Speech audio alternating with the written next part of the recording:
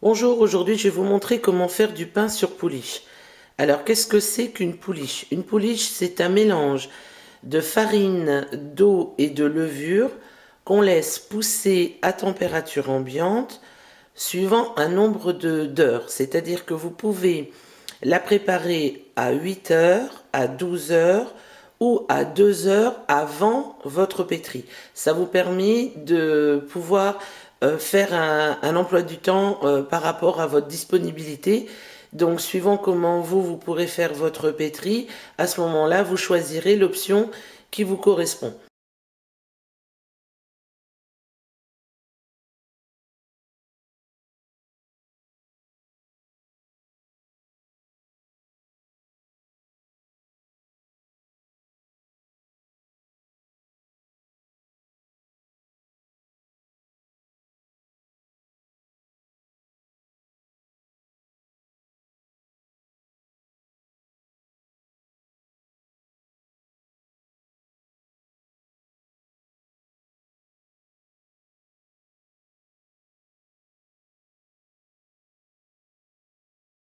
Donc, pour moi, j'ai préparé une pouliche donc à 2 heures.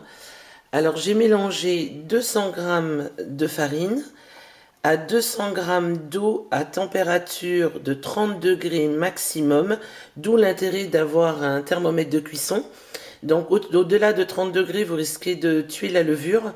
Donc là, il faut vraiment prendre la température, ça serait quand même l'idéal. Et donc vous laissez pousser à 2 heures, c'est-à-dire que dans 2 heures, on pourra commencer la pétrie. Donc voilà comment elle est 2 heures après. Ensuite, il vous faudra, donc je rappelle, il vous faut pour la pouliche à 2 heures, 200 g de farine, donc en T55 ou en T65, 200 g d'eau à 30 degrés et 20 g de levure fraîche. C'est celle qui se présente donc en cube. Ensuite, il vous faut 360 g d'eau à température ambiante. Il vous faut 600 g de farine de blé, donc en T55 ou de la T65. Ensuite, il vous faut 16 g de sel fin et 6 g de sucre fin. Alors pour procéder, donc pour faire la recette, on va d'abord diluer donc notre pouliche avec l'eau. Voilà. Vous mélangez donc délicatement avec un fouet. Ensuite, on rajoutera la farine et pour finir, le sucre et le sel.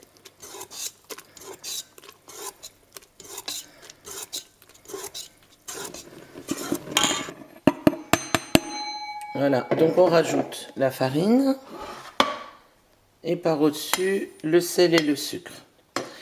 On va partir sur un pétrissage de 10 minutes en vitesse 1.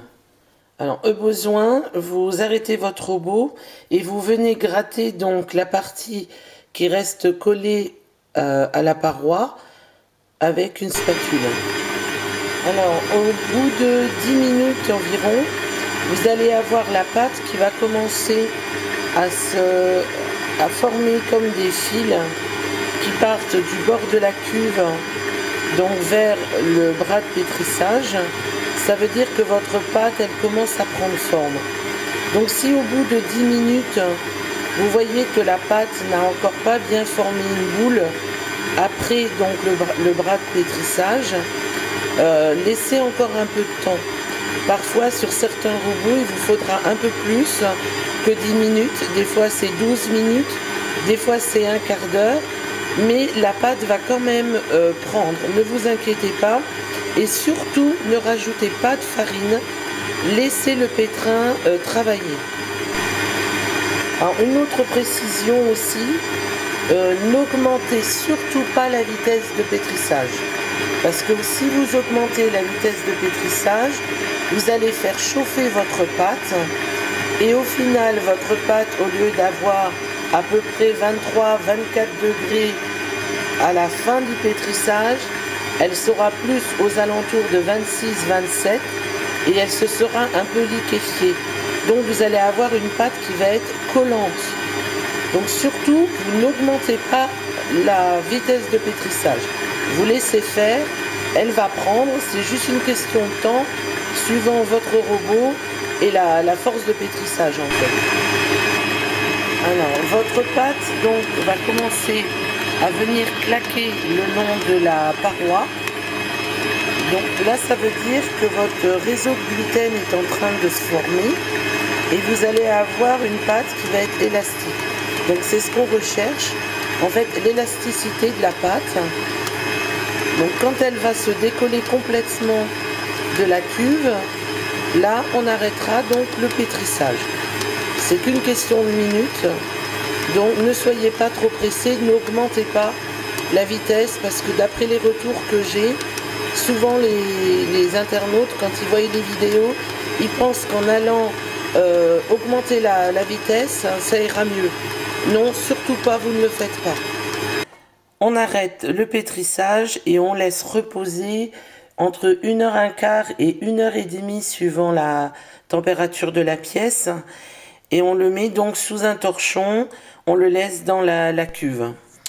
Après 1h15, 1h30 environ, donc de lever dans la cuve de mon batteur, vous voyez donc que la pâte elle a vraiment bien levé jusqu'en haut. Maintenant ce qu'on va faire, c'est que je vais la poser sur mon plan de travail donc légèrement fariné. Et je vais donc diviser cette pâte pour faire préparer mes baguettes et je vais vous montrer comment les façonner.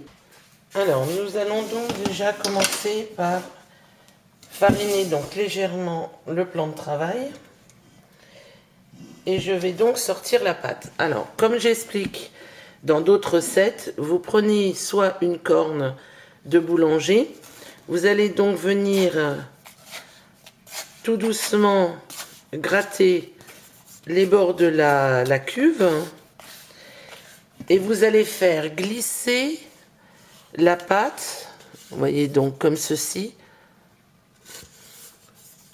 vers donc l'extérieur de la cuve, sans déchirer la pâte si possible.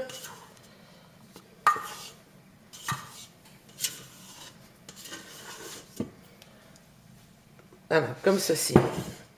Alors, là, vous pouvez voir qu'il y a encore des bulles. Vous voyez, donc ça prouve que ma pâte n'est pas déchirée. Ça, il faut éviter, en fait, de retirer donc ces fameuses bulles. Donc, on ne va pas aplatir la pâte, on va la laisser telle qu'elle. Et on va donc la diviser en vue de faire des baguettes.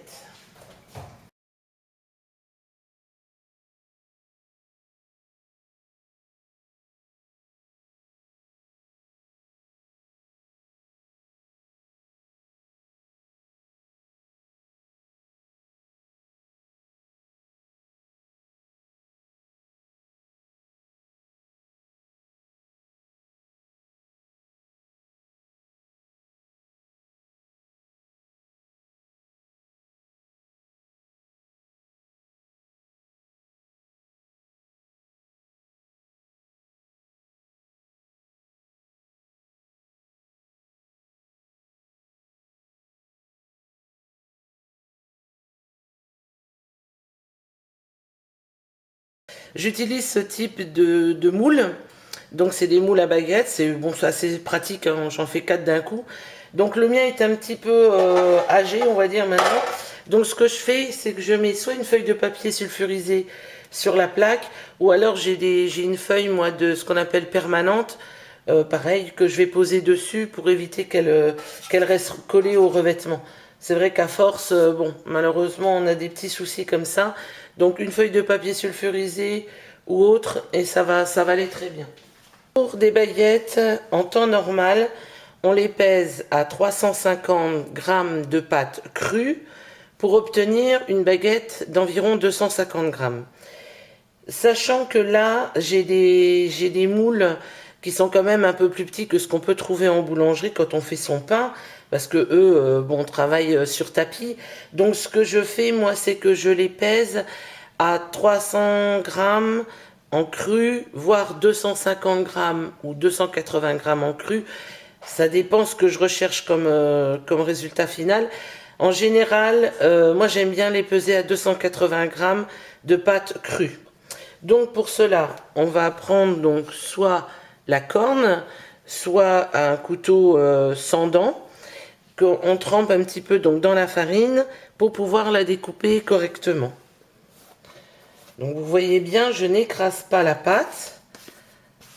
Je vais donc la prendre par en dessous et venir la poser sur ma balance. Donc je fais pareil pour le reste. Donc je ne casse pas ma pâte. Alors là, comme j'en ai un peu plus et que j'ai pas besoin en fait de faire toute la pâte en baguette, je vais garder donc le petit peu qui me reste pour faire un gros pain. Donc celui-là, je le cuirai différemment.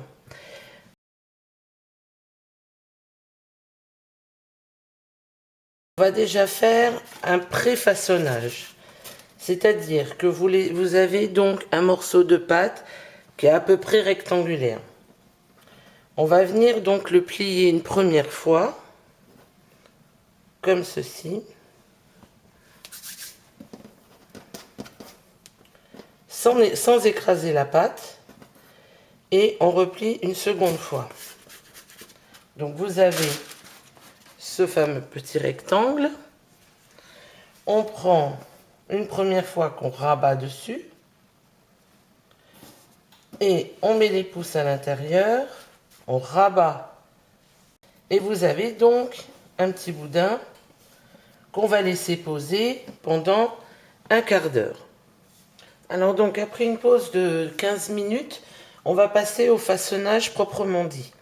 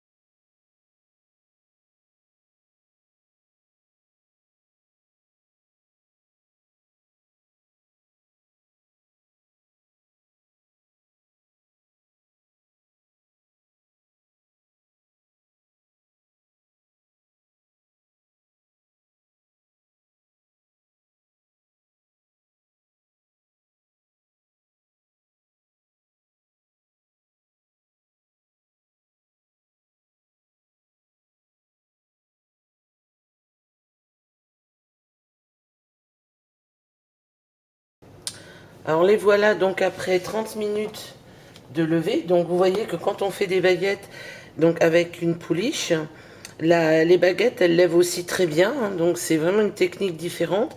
À la différence près, c'est que vous avez un parfum qui est beaucoup plus développé en faisant les baguettes sur pouliche que sur une baguette normale, la pâte préparée avec une levure.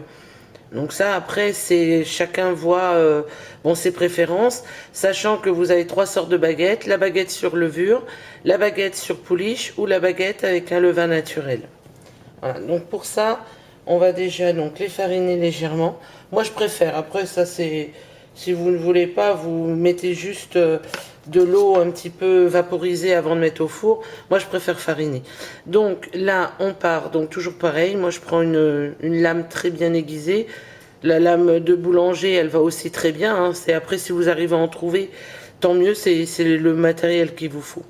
Donc on penche la lame à 45 degrés et on vient donc faire une coupe plus ou moins longue. Moi j'en fais 3 par baguette, voire 4, ou alors carrément sur le long. Je vais vous montrer les 3 techniques. Donc voilà, on coupe donc comme ceci. Donc, là la 4, ou alors je coupe tout du long. Aussi, ça dépend. Voilà, c'est à vous de voir celle que vous préférez.